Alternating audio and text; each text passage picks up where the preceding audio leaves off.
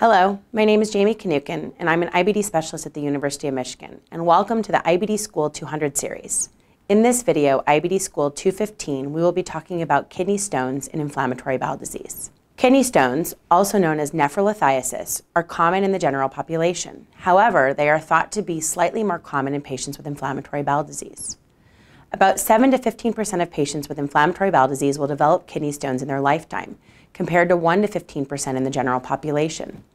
Some people believe that the risk for kidney stone development in IBD is 10 to 100 times greater than that of the general population.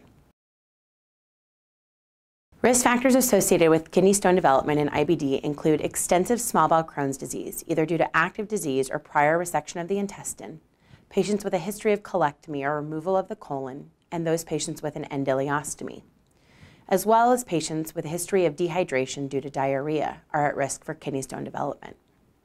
There are 3 types of kidney stones: calcium oxalate stones, uric acid stones, and calcium phosphate stones. The most common stones in patients with inflammatory bowel disease are calcium oxalate stones. The risk factors include small bowel Crohn's disease and a history of small bowel resection.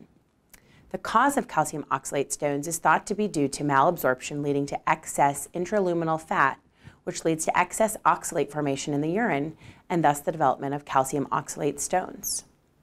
The second kind of stones that can be seen in patients with inflammatory bowel disease is uric acid stones.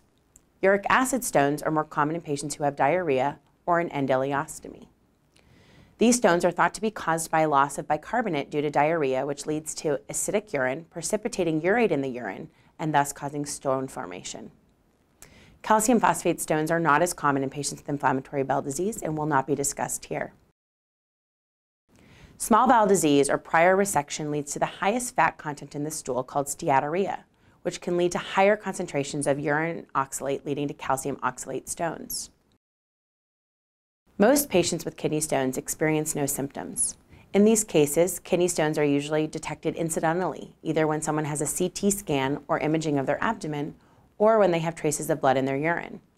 However, some patients have significant symptoms associated with kidney stones, including severe back pain or side pain, visible blood in their urine, or fevers if an infection is present.